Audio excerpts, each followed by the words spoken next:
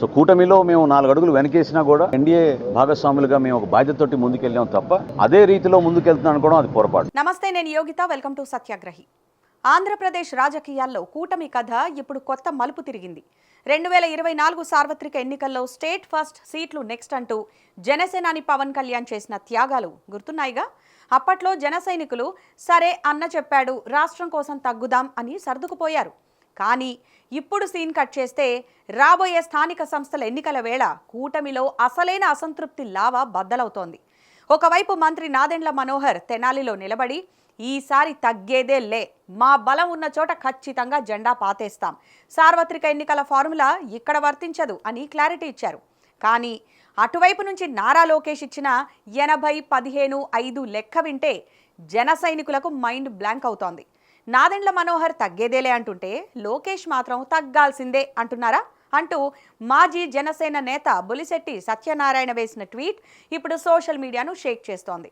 అసలు జనసేన క్యాడర్ ఆవేదన ఏంటి? పవన్ కళ్యాణ్ ఊరుకున్నా క్షేత్రస్థాయిలో జన సైనికులు ఈ లెక్కలను ఒప్పుకుంటారా?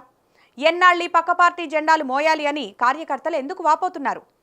ఈరోజు మన స్పెషల్ స్టోరీలో పూర్తి వివరాలు చూద్దాం. ముందుగా కథలోకి వెళితే, శుక్రవారం తెనాలి చెంచుపేటలో మంత్రి నాదెండ్ల మనోహర్ మాట్లాడిన మాటలు జనసేన వర్గాల్లో పెద్ద జోష్ ఇచ్చాయి.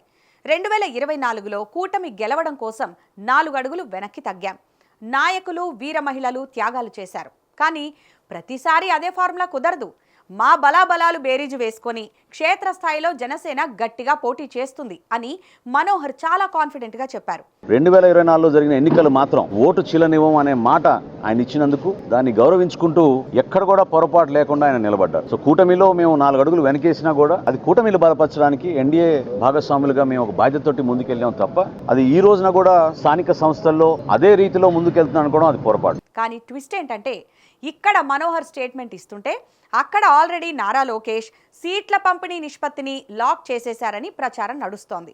టీడీపీకి 80%, జనసేనకు 15%, బీజేపీకి 5%. ఈ లెక్క చూశాక సాధారణ జన సైనికుడికి ఒకటే డౌట్ వచ్చింది. అయ్యా మనోహర్, మీరేమో తగ్గేదేలే అంటున్నారు, కానీ అక్కడ లోకేష్ ఆల్రెడీ మమ్మల్ని 15%కి పరిమితం చేసేశారు. ఇందులో ఏది నిజం? ఈ గ్యాప్ని కరెక్ట్గా పట్టుకున్నారు జనసేన మాజీ నేత బొలిశెట్టి సత్యనారాయణ. ఆయన వేసిన ట్వీట్ ఇప్పుడు కూటమి నేతలకు నిద్ర పట్టకుండా చేస్తోంది. బొలిశెట్టి ఏమన్నారంటే, ఒక పక్క నామినేటెడ్ పదవుల ఎంపికలోనే జనసేనకు మొండిచేయి ఎదురైందనే తీవ్ర అసంతృప్తి ఉంది.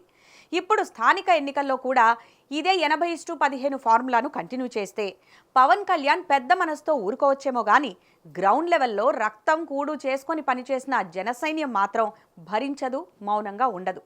నిజమే కదా మరి. సాధారణ ఎన్నికల్లో ఎమ్మెల్యే, ఎంపీ సీట్లు త్యాగం చేశారు సరే, కనీసం ఊర్లలో ఉండే వార్డు మెంబర్లు, సర్పంచులు, ఎంపీటీసీ, జెడ్పీటీసీ స్థానాల్లో కూడా 15%కే పరిమితం అయిపోమంటే ఎలా? ఒక ఊరిలో జనసేన కార్యకర్త ఊరంతా తిరిగి పార్టీని బతికించుకుంటే తీరా లోకల్ ఎలక్షన్స్ వచ్చేసరికి ఇది మా కోట కాదు, బాబు కోట అని పక్కన కూర్చోబెడితే ఆ కార్యకర్త ఆవేదన ఎలా ఉంటుంది? ఇక్కడే అసలైన పాయింట్ మొదలవుతుంది.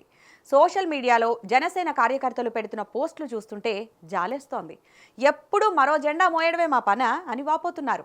సార్వత్రిక ఎన్నికలు వచ్చాయా, రాష్ట్ర ప్రయోజనాల కోసం జనసేన త్యాగం చేయాలి, సైకిల్ జెండా మోయాలి.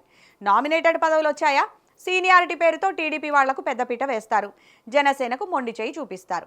స్థానిక సంస్థల ఎన్నికలు వచ్చాయా, మేము పెద్దన్నలం, 80% మాకే కావాలి, మీరు మిగిలిన 15%లో సర్దుకోండి అని లోకేష్ లెక్కలు చెప్తారు. మరి జనసేన కార్యకర్తలు ఎప్పుడు లీడర్లు కావాలి, ఎప్పుడు వాళ్ళు సర్పంచులు, ఎంపీటీసీలు అవ్వాలి? జనసేన పార్టీ పెట్టిందే యువతను నాయకులను చేయడానికి అని పవన్ కళ్యాణ్ చెప్తారు.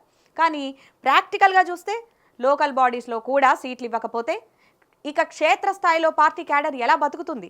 ప్రతిసారి పొత్తుల ధర్మం కోసం సొంత తమ్ముళ్లను బలిపెట్టడం ఎంతవరకు న్యాయం అనే ప్రశ్నలు వస్తున్నాయి. రాజకీయ విశ్లేషకుల ప్రకారం పవన్ కళ్యాణ్ గట్టిగా డిమాండ్ చేసిన స్థానిక ఎన్నికల్లో ఎక్కువ సీట్లు ఇచ్చే పరిస్థితిలో టీడీపీ లేదు. ఎందుకంటే టీడీపీకి కూడా గ్రామాల్లో విపరీతమైన క్యాడర్ ప్రెషర్ ఉంది. 5 ఏళ్లు వైసీపీతో దెబ్బలు తిని ఇప్పుడిప్పుడే అధికారంలోకి వచ్చిన తమ్ముళ్ళు మేము గ్రామాల్లో పదవులు వదులుకోవడానికి సిద్ధంగా లేము అని చంద్రబాబుపై ఒత్తిడి తెస్తున్నారు. అందువల్లనే లోకేష్ ముందే 80% అంటూ ఒక గీత గీసేశారు. మరి నాదెండ్ల మనోహర్ ఏ నమ్మకంతో తగ్గేదే లేదు అని స్టేట్మెంట్ ఇచ్చారు? ఇది కేవలం కార్యకర్తలను శాంతింపజేయడానికి ఇచ్చిన పొలిటికల్ స్టేట్మెంటా, లేక నిజంగానే చంద్రబాబుతో మాట్లాడి సీట్లు సాధించుకుంటారా? ఒకవేళ లోకేష్ చెప్పిన 15% నిష్పత్తికే జనసేన ఒప్పుకుంటే మాత్రం క్షేత్రస్థాయిలో జన సైనికుల మనోవేదన వర్ణనాతీతం. మేము పార్టీ కోసం జేబుల నుంచి డబ్బులు ఖర్చు పెట్టి కేసులు పెట్టించుకొని ఈ రోజు పక్క పార్టీ లీడర్ల కింద జెండాలు మోస్తూ బానిసల్లా పనిచేయాలా అని కార్యకర్తలు అంతర్గతంగా రగిలిపోతున్నారు. బొలిశెట్టి సత్యనారాయణ అన్నట్లు ఇప్పటికైనా కూటమి అధిష్టానం స్థానిక ఎన్నికల సీట్ల పంపిణీపై ఒక బహిరంగ స్పష్టత ఇవ్వాలి. నారా లోకేష్ చెప్పిన ఆ 80:15 నిష్పత్తి నిజమా కాదా అనేది తేల్చాలి. లేదంటే మనోహర్ మాటలకు లోకేష్ లెక్కలకు పొంతన కుదరక క్షేత్రస్థాయిలో కార్యకర్తలు అయోమయంలో పడిపోతారు. పవన్ కళ్యాణ్ ఇప్పటికైనా తన సైనికుల ఆవేదనను అర్థం చేసుకొని స్థానిక ఎన్నికల్లో గౌరవప్రదమైన సీట్లు సాధిస్తారా, లేక ఈసారి కూడా కూటమి ధర్మం పేరుతో త్యాగాల రికార్డును కంటిన్యూ చేస్తారా అనేది కాలమే సమాధానం చెప్పాలి. ఇక దీనిపై మీ అభిప్రాయం ఏంటో? జనసేనకు స్థానిక ఎన్నికల్లో 15% సీట్లు సరిపోతాయా, లేక సగం సగం సీట్లు డిమాండ్ చేయాలా? ఈ వీడియో కింద కామెంట్ సెక్షన్లో తప్పకుండా మాకు తెలియజేయండి. అలాగే ఈ వీడియో మీకు నచ్చినట్టయితే లైక్ చేయండి, షేర్ చేయండి. ఇలాంటి మరిన్ని ఇంట్రెస్టింగ్ పొలిటికల్ అప్డేట్స్ కోసం మా ఛానల్ని ఇప్పుడే సబ్స్క్రైబ్ చేసుకోండి. Thanks for watching.